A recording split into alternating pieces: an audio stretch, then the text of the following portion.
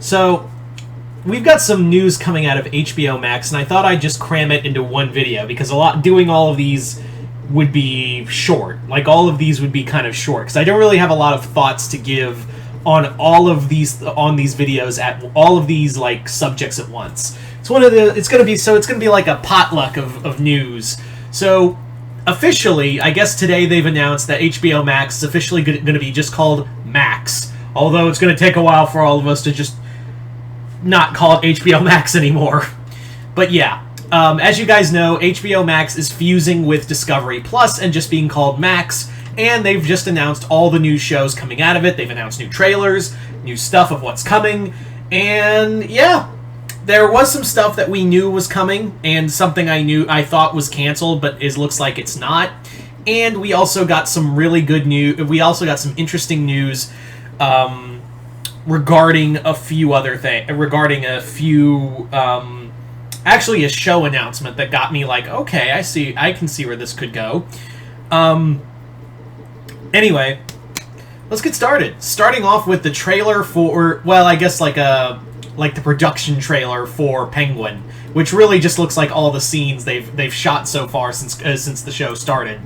The Penguin is basically the follow-up to The Batman. It is having Colin Farrell back as Penguin, and I gotta say, I'm excited. For those who don't know, Penguin is my favorite Batman villain, probably one of my favorite DC villains, and I've been very excited to see where they'll go with Cobblepot in this show. And from what I saw, I really hope we get a full trailer. I imagine we'll get a full trailer. Again, it's another Comic-Con thing I'm kind of projecting of what we could get from there.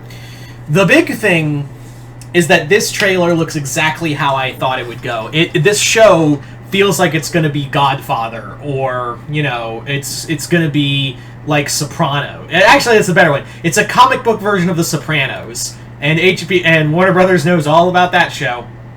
I think it was Sopranos that Warner Brothers did Sopranos, right? Fuck it, I don't know. But yeah, it just looks like Sopranos in Gotham City, and that's the best way to really describe it. We do know that we are getting like Clancy Brown in here as Boss Maroni. We do know that there are going to be a few other characters here and there. I'm wondering, like, are there going to be characters that we haven't, like, been announced yet? I'm still thinking that we may get Roman Sionis in here. We might get Black Mask in here. Or we might get Great White before he became Great White. There are several characters, like boss-level gangster characters that I could see in here. And again, we do know that the Arkham show is still going to be a thing. So, yeah, this will probably have some hints there. But I'm just happy to have Colin Farrell back as Penguin. He was definitely, The Batman was one of my favorite, Batman movies. And to see it, being done again and following a villain perspective, that's what I've always loved about, one thing, despite quality, you gotta hand it to DC, and I've said this once, I'll say it again. I will give props to DC, even if it fell flat on its face, even if the whole project fell flat on its fucking face. I will always give props to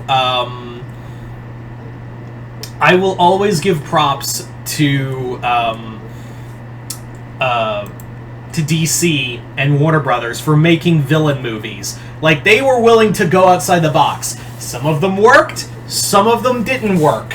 But hey, now they're doing villain-centric projects because, let's be real, DC villain, I think, and this is going to be a very hot take, and one day I might do a video, giving my thoughts on this, on this topic, but I believe that DC has the better villains than Marvel, and way more interesting villains than Marvel.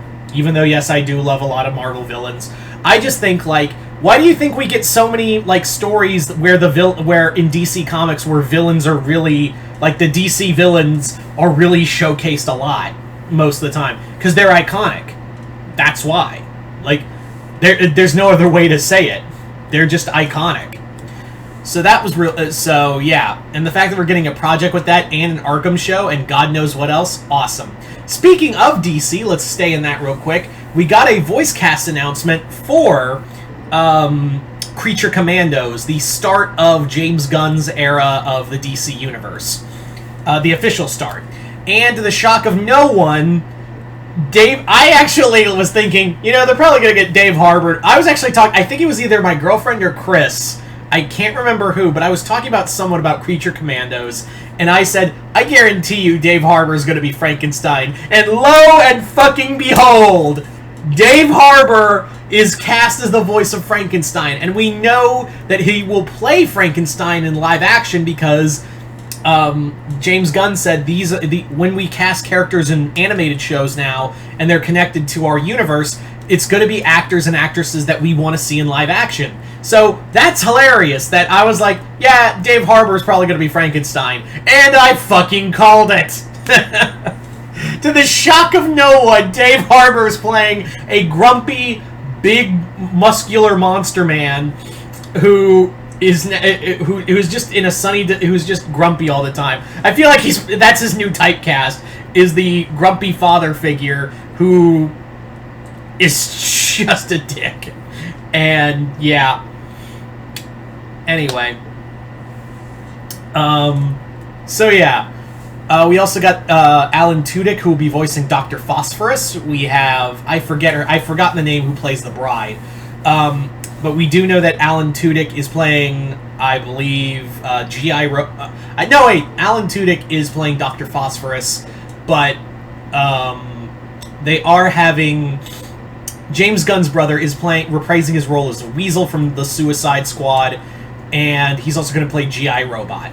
So so that's really cool. I'm really excited for that. And yeah, speaking of something else that was exciting, we got the first trailer for Gremlins: Secrets of the Mogwai, which I thought was canceled. I legit thought after the major shakeup at Warner Brothers and all the animated stuff that was getting canceled left and right, I thought Gremlins got the chopping block too. I thought it got axed as well. That was my whole thing, was that I was like, oh, well, because when I didn't hear anything, I was like, well, I guess that's gone. I guess that's gone. Oh well. I was hoping to see more Gremlin stuff, and we got a full-ass trailer for this Gremlin show, and it looks pretty good. It's going to be a prequel show. It's going to focus on where Gizmo came from, and we are also getting a sorcerer villain. Okay. For a show called Gremlins, it doesn't feel like we're going to get a lot of Gremlins, but then again, the trailer might be misleading us, so... I mean, we do see Gremlins, don't get me wrong. We do get Gremlins, but I don't know if Gremlins are going to be the main focus of the show. But who knows? I was actually hoping this survived, and I was very happy that it survived. So, yeah, I'm not going to complain. I can't wait for the show. And, I'm just saying, we have legendary actor James Hong in here. Nice. And we get, what's her name? She voice acted Mulan and played, I